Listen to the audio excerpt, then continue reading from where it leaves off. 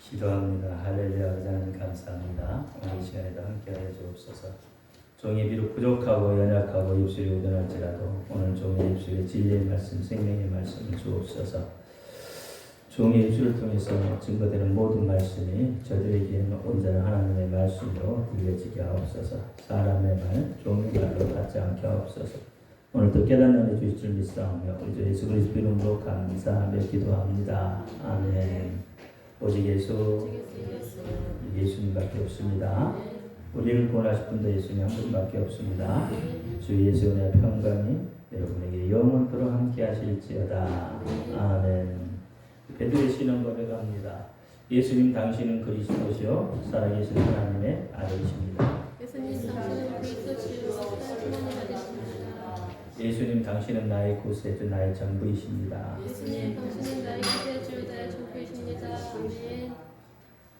출애굽기 28장 31절부터 봅니다. 너는 에봇받친 겉옷을 전부 청색으로 하되 두 어깨 사이에 머리 들어갈 구멍을 내고 그 주위에 갑옷깃같이 깃을 짜서 찢어지지 않게 하고 그 옷 가장자리로 돌아가며 청색, 자색, 홍색 실로 석류를 수놓고 금방울을 간격하여 달되 그 옷 가장자리로 돌아가며 한 금방울 한 석류 한 금방울 한 석류가 있게 하라. 아론이 입고 여호와를 섬기러 성소에 들어갈 때에 성소에서 나갈 때에 그 소리가 들릴 것이라. 그리하면 그가 죽지 아니하리라. 아멘. 말씀이 출애굽기 28장 31절로 35절 말씀입니다. 동일한 말씀이 출애굽기 39장 22절로 29절 말씀이 있습니다. 사람들은 자기 자신을 기쁘게 하거나 행복하게 하는 것들은 영원하기를 원합니다. 사랑에 빠진 사람들은 누구나 다 이렇게 고백을 합니다. 우리의 이 사랑이 영원토록 변하지 말았으면 좋겠다. 그래, 그렇게 하자. 마음 변하면 안 돼. 알았지? 절대로 안 되는 거야. 그래서 손가락을 걸고 도장을 찍고 손바닥에 사인까지도 합니다. 그러나 사람이 가진 것은 무형의 것들이든 유형의 것들이든 영원한 것이 없습니다. 한번 재물을 얻었다고 그것이 영원히 내 것이 되는 것이 아닙니다. 지금 건강하다고 영원히 건강할 수 있는 것도 아닙니다. 한번 배운 기술이나 공부도 계속 업데이트하지 않으면 뒤로 처지게 되어 있습니다. 사람들이 그렇게 소중하게 생각하는 사랑이나 기쁨이나 평화도 영원할 수 없는 것들입니다. 그래서 사람들은 행복할 때에 이미 불행을 생각합니다. 가장 감격스럽고 기쁜 순간이 기울면 슬픔의 저녁이 찾아올 것을 예상을 하고 있습니다. 아직 봄인데도 벌써 겨울을 생각하고 아직 낮인데도 밤이 올 것을 예상을 합니다. 왜 그렇습니까? 행복과 기쁨이 영원할 수 없다는 것을 본능적으로 알고 있기 때문에 그렇습니다. 그래서 그 본능이 내 속에 또 다른 나에게 그 사실을 깨닫게 하는 겁니다. 아직 사랑이 본격적으로 시작되지도 않았는데 이별을 생각하고 그 이후의 방황을 그려보고 그 아픔들의 마음을 점일 것을 미리 생각하기도 합니다.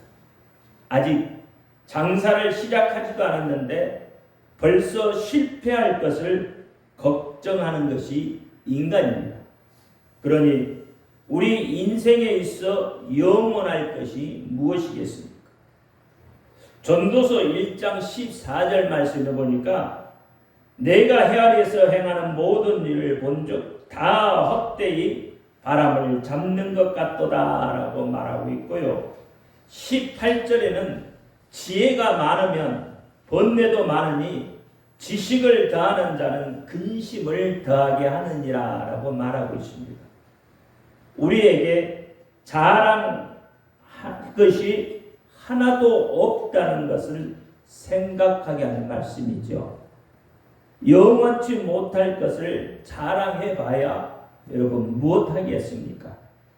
전도서 2장 22절과 23절에 보니까 사람이 헤아려서 수고하는 모든 수고와 마음에 애쓰는 것으로 소득이 무엇이냐 그랬어요.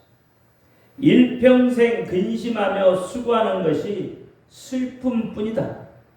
그 마음이 밤에도 해치 못하니 이것이 헛되도다 라고 했어요. 우리는 유한한 존재입니다. 정해진 시간만큼만 사는 존재들입니다. 이런 우리의 본래의 모습을 생각하면서 이런 질문을 우리 가운데 한번 던져봅니다. 여러분, 하나님께서 우리에게 주신 것 중에 영원토록 영원할 것이 무엇이겠습니까? 영원토록 영원할 것. 이렇게 물으면 대개 성도들은 영생이라고 대답을 합니다. 그렇습니다. 우리의 생명은 원래 영원할 수가 없으나 예수님의 은혜로 영원함을 얻습니다. 이것은 가장 기초적이고 기본적인 것입니다. 그러니까 이것을 생각하지 말고 하나님께서 우리에게 주신 것 중에서 영원토록 영원할 것이 무엇일까 한번 생각해 보시기 바랍니다. 무엇이 있겠습니까? 결코 쉬운 질문은 아니죠. 오늘 본문은 우리에게 영원토록 영원할 것이 무엇인지를 가르쳐 주고 있습니다. 그리고 그것을 굳게 부여잡으라고 깨우침을 주시고 계십니다. 영원한 것이라면 그것이 무엇이든 간에 여러분 붙여잡아야만 합니다. 영원한 것은 결국에 가서도 우리를 실망시키지 않기 때문에 그렇습니다. 이제 오늘 본문의 말씀 속으로 들어가서 생각해 보도록 합니다. 대제사장이 하나님께로 나아가기 위해서는 제일 먼저 입은 옷은 속옷입니다. 흰 배실로 짠 속옷은 얼굴과 손, 발끝을 제외하고는 온몸을 가리게 되어 있습니다. 그리고 그 위에 입어야 하는 옷이 겉옷인데 겉옷은 파란 하늘색의 옷으로 소매가 없는 민소매 옷으로 무릎 아래까지만 내려가도록 지어져 있습니다. 여러분, 이 말이 무슨 말이냐 하면 저 뒤에 그림을 보시면 돼요. 맨 뒤에 그림을 보면 제사장이 입은 옷이 나와요. 거기에 파란 하늘색 옷이에요. 그리고 그 아랫단 가장자리로 돌아가면서 청색, 자색, 홍색 실로 송유를 수놓고 그 사이사이로 금방울을 달도록 하셨는데 그 이유가 무엇이겠느냐는 거죠. 그 첫 번째는 송유는 하나님의 말씀이라는 겁니다. 오늘 본문은 출애굽기 28장과 39장에 두 번에 걸쳐서 설명하고 있습니다. 왜 그렇습니까? 그만큼 그곳에 담긴 의미가 있기 때문에 그렇습니다. 보통 성류가 가지고 있는 상징적 의미는 다산과 풍요와 사랑과 행복을 의미합니다. 성류는 구약에만 약 30번 정도가 기록되어 있습니다.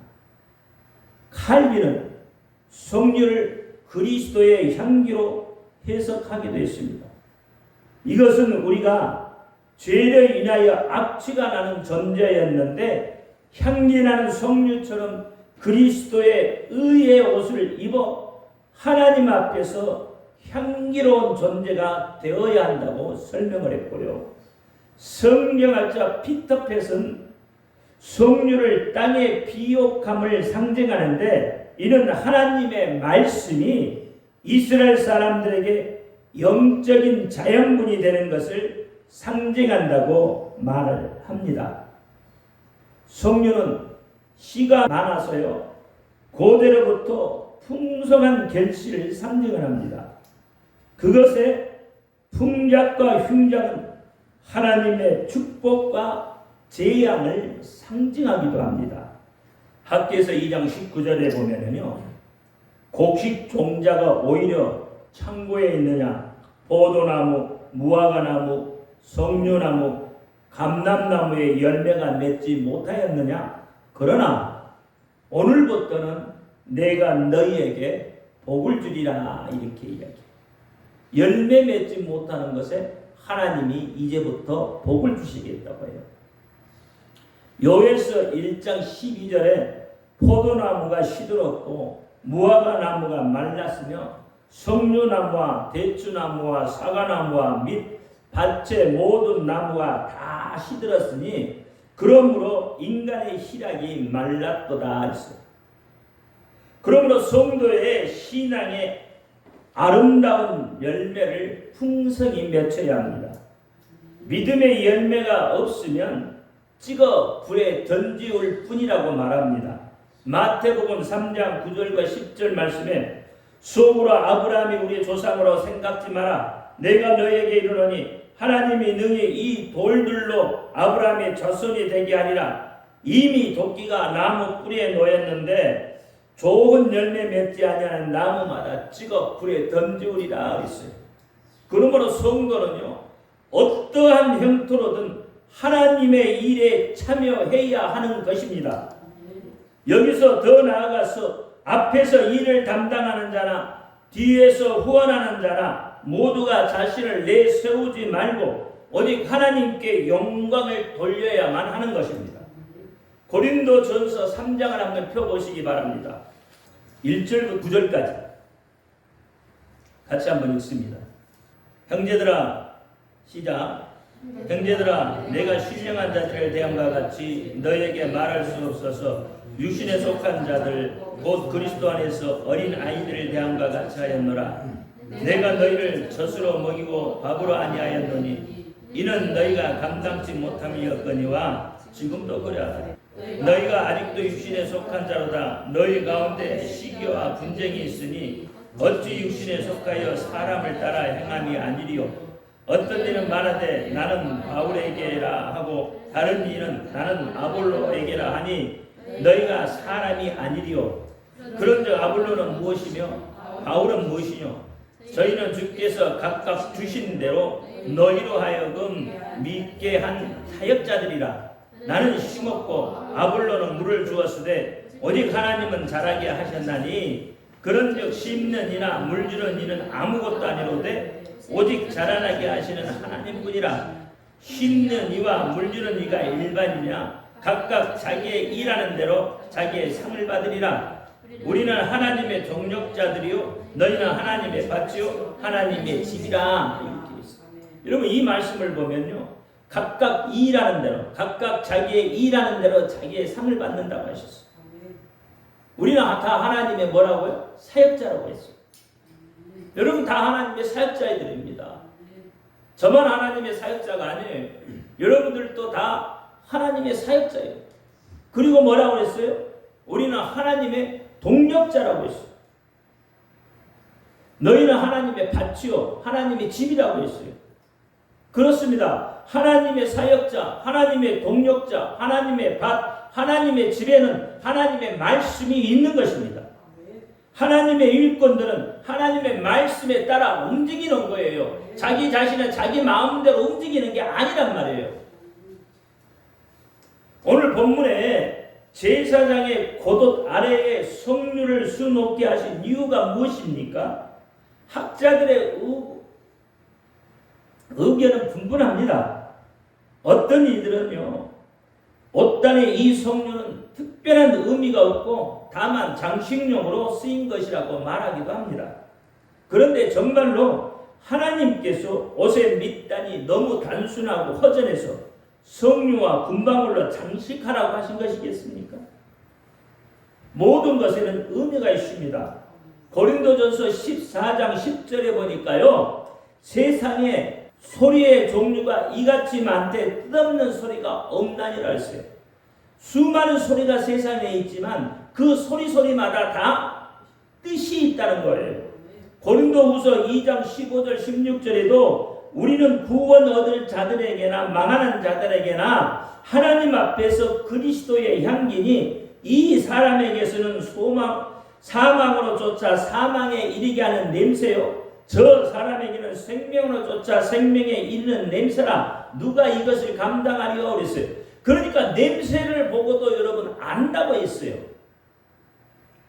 소리와 냄새 속에서도 뜻이 담겨 있다는 말입니다. 소리와 냄새 속에 하나님의 의도가 있다는 얘기예요. 그런데 하물며 제사장의 옷의 밑단에 달린 성류와 금방울에게 아무런 의미도 없겠느냐 이 말입니다. 우리는 이제까지요, 성막이나 제사장의 복장을 보면서 그 색깔 하나하나까지도 하나님께서 감추어 놓으신 면밀한 비밀들이 있다는 것을 우리가 배웠고 알았습니다. 색깔 하나에도 생각 없이 쓰게 하시는 분이 아니시란 말입니다. 하나님은요, 색깔 하나하나에게도 다 하나님의 의도를 담겨 놓았어요. 청색은 무엇을 의미해요? 생명을 의미합니다. 자색은 무엇을 의미해요? 왕권을 의미해요. 홍색은요, 고난과 죽음, 피를 의미한다 이 말입니다. 그럼 백색은요, 성결과 승리를 의미해요. 그러니까 모든 것에는 다 하나님의 뜻이 담겨 있어요. 성막을 보면 청색, 자색, 홍색 실로 엮었다고 저렇게 이야기하고 있잖아요. 저희 교회는 전부 성막 그림이 그려져 있어요. 그러면 왜 성막 그림을 그려서 저것을 복사를 해서 저렇게 붙여놨겠느냐 이 말이에요. 다 하나님의 의도가 있고 제가 하나님의 의도를 그대로 그 속에 감추어서 어떻게 붙여놓았다 이 말이에요. 아무 뜻 없이 그냥 성막이구나, 그렇구나 하고 그냥 넘어가지 마시기 바랍니다. 저 그림을 보면서 늘 하나님의 의도를 생각해 보시기를 바라요. 저희 교회는요, 여러분 들어오시면 무슨 냄새가 나죠? 불에 탄 냄새가 강 나요. 매캐한 냄새가 나요. 왜 그럴까요? 여기에 불을 지폈나요? 아니에요. 왜냐하면 성막 그림에 보면은 전부 연기가 나와요. 맨 앞에 그림이 뭐예요? 지성소 안에 뭐가 있어요? 향로가 있잖아요. 누가 들어있어요? 모세가 지금 향로 갖고 들어가서 뭘 피우고 있어요? 연기 피우고 있죠. 성소 안에는요, 분향단이 있죠. 분향단에 뭐가 나와요? 연기가 나와요. 그 다음에 가운데 그 그림을 보시면요, 여러분 제물을 탈 때 뭐가 나와요? 연기가 나오잖아요. 뒤에요, 제사장에는요, 요제를 흔들고 있죠. 저기에도 뭐가 있어요? 연기가 있단 말이에요. 그러니까 저희 교회는 연기가 피어오르는 거예요. 성령의 연기, 하나님의 연기가 피어오르요. 저게 상징적으로 붙여놓은 것 같지만요, 여러분 그렇지 않다니까요. 그 속에 담긴 의미가 있어요.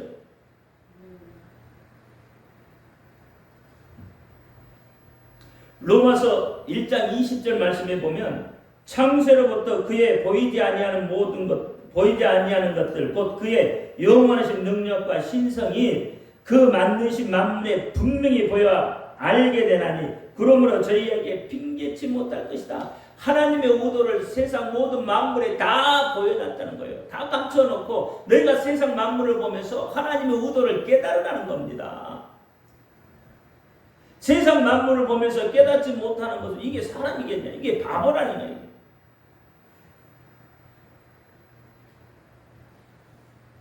만물을 통해서 하나님이 계신 것과 뜻을 가르쳐 주시고 계시는데 성류를 수놓으라는 것에 아무런 의미가 없다는 것은 말이 되지 않는 것이다. 유대인 랍비들은 이 성류를 하나님의 율법으로 이해를 했어요. 가만히 살펴보면요, 하나님의 율법과 성류에는 여러 가지 공통점이 있다는 것을 발견할 수 있습니다. 여러분, 성류에 생긴 모양을 보면은요, 참 볼품없이 생겼죠. 울퉁불퉁하니.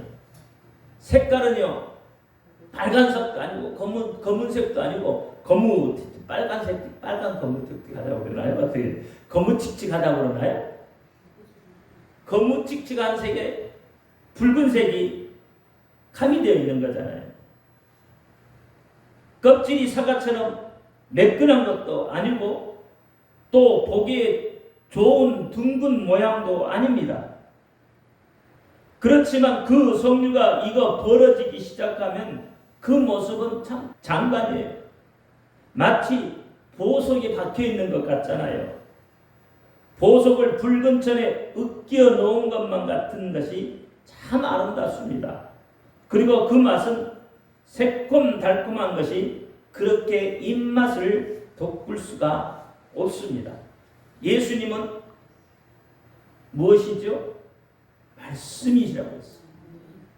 자, 그러면 이사야 53장 2절과 3절 말씀해 보니까, 자, 그런 주 앞에서 자라나기를 연한 순 같고 마른 땅에서 나온 줄기 같아서 곱은 모양도 없고 풍채도 없은즉 우리의 보기에 흠모할 만한 아름다운 것이 없도다.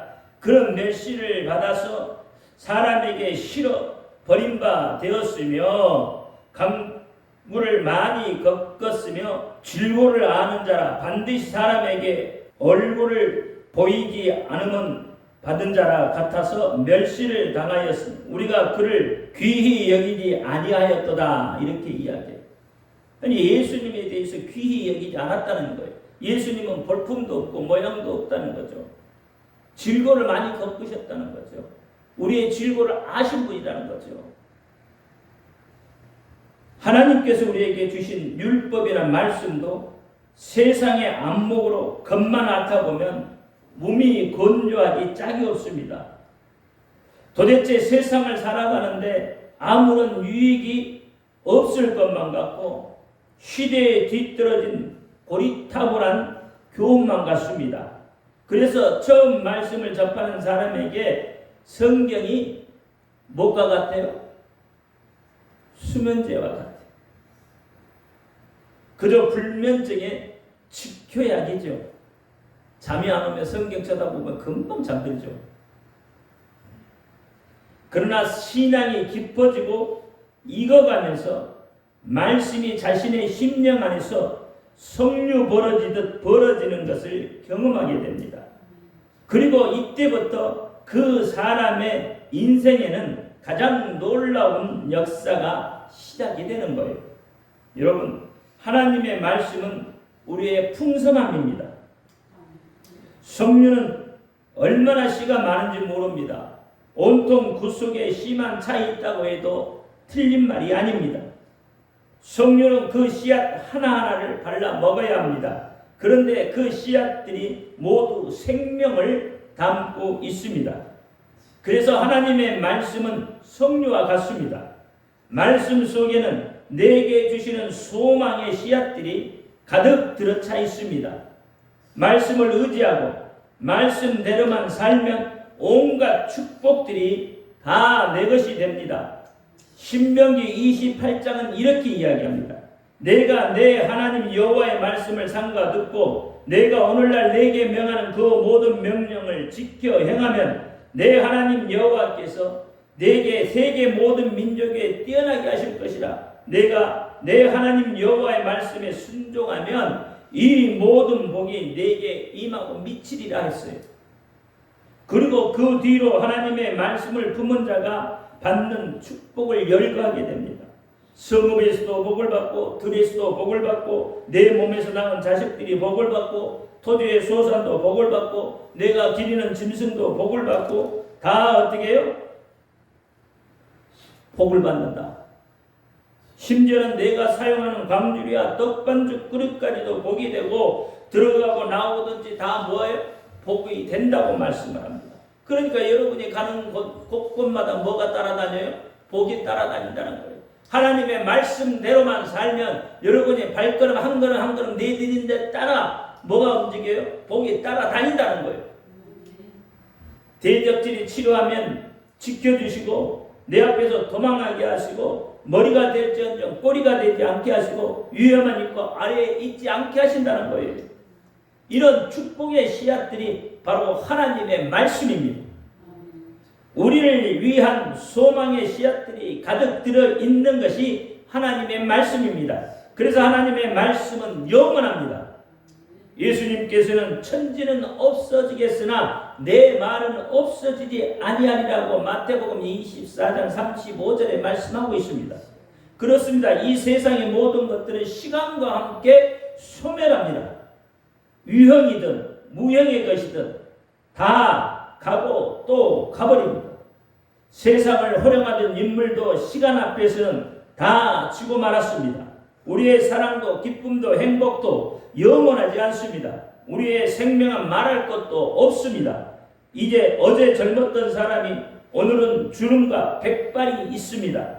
그러나 하나님의 말씀은 영원합니다. 먼저 내 안에서 영원합니다.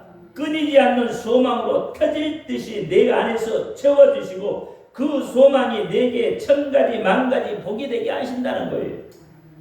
그리고 역사 속에서 영원하며 시간 속에서도 영원한 겁니다. 지금도 말씀대로 역사는 되어져 가고 있습니다. 이 천지가 다 없어진 후에도 영원한 나라에서도 말씀만은 그대로 살아 역사하실 거예요. 이 세계가 말씀으로 창조되었듯이 새 하늘과 새 땅도 하나님의 말씀으로 지어지고 있다 이 말입니다. 또 하나님의 말씀은 우리의 삶의 맛을 가져다 주게 되어 있습니다. 석류가 우리의 입맛을 돋워 주는 것처럼 맛대가리 없던 우리의 삶의 진정한 기쁨과 의미를 깨닫게 해주시는 겁니다. 말씀을 깨닫게 되면 사는 것이 사는 것 같습니다. 일에 기쁨이 생기고 사람들이 소중하게 여기고 귀하게 여겨집니다. 사랑할 수 있는 사람이 되고 품어주는 사람이 되고 사람을 변화시키는 사람이 되는 거예요. 그래서 말씀이 여러분 살아있다고 하는 겁니다. 말씀은 살아있는 겁니다. 이 말씀이 여러분 가슴 속에 영원토록 영원하셔야 하는 거예요. 말씀의 힘, 말씀의 능력이 여러분을 여러분 되게 하는 거예요. 다시 말하면 말씀이 사람이 사람 되게 한다 이 말입니다. 이 말씀대로 살아가야 되는 거예요. 그런데 우리는요, 살아 없어질 것에 목을 메우고 살아 없어질 것에 여러분 정력을 허비하고 있는 거예요. 여러분 하나님의 영원하신 말씀에 내 모든 것이 담겨 있다는 것을 잊지 마시기 바랍니다. 성류와도 같은 하나님의 말씀의 맛을 보는 그런 신앙이 되시기를 바랍니다. 하나님의 말씀이 살아있으면 말씀이 꿀송이보다 달다고 말하고 있잖아요. 하나님의 말씀이 꿀송이보다 달게 여겨져야 됩니다. 하나님의 말씀을 보다 무엇이 깨달아져 보세요. 얼마나 기쁜지 모릅니다. 아하! 이 말씀이 이렇구나. 그게 깨달아지면요, 여러분 자다가도 벌떡 일어나요. 그게 말씀이 꿀송이보다 달다고 하는 거예요. 그러면 우리의 삶이 맛깔나는 삶이 되는 겁니다. 여러분 세상 쳐다보기에 정말 살기 힘들죠. 어렵죠. 이 세상 어떻게 살아가나 걱정되고 근심되잖아요. 그것은 말씀을 모르기 때문에. 말씀을 알면요, 여러분 그렇게 걱정되지 않아요. 왜? 하나님이 다 책임을 져요. 하나님이 먹이시고 입히시고 하나님이 하시고. 그러니까 나는 내 삶만 잘 살면 되는 거예요. 내게 하나님 명령하신 거 그대로만 행하시면 되는 거예요. 내게 주어진 일을 최선을 다해서 행하면 되는 거예요. 그러면 하나님이 그 속에서 역사를 하셔요. 여러분 입술의 복록이라고 했어요. 여러분의 입술의 복록, 말의 복록인 거예요. 왜 하나님의 말씀이라고 하셨겠어요? 말의 복록이란 말이에요. 여러분 삶이 그런 맛깔나는 삶이 되기를 바랍니다. 두 번째는 말씀에는 금방울을 달아야 된다라고 했어요. 말씀에는 뭘 달아야 돼요? 금방울을 달아야 된다. 말씀에는 금방울을 달아야 돼요. 이거 다음 주에 기도합니다. 할렐루야. 아버지 하나님 감사합니다. 오늘 아버지 하나님 영원하도록 우리에게 있어야 할 것이 무엇인지 오늘 말씀을 통해서 우리에게 알려주셨습니다. 성류와 같은 보석진 하나님의 말씀이 내 속에 온전히 있게 하여 주옵소서. 내 속에 깨달아지는 하나님의 말씀이 나를 움직이게 하여 주옵소서. 우리 예수 그리스도 이름으로 감사하며 기도합니다. 아멘.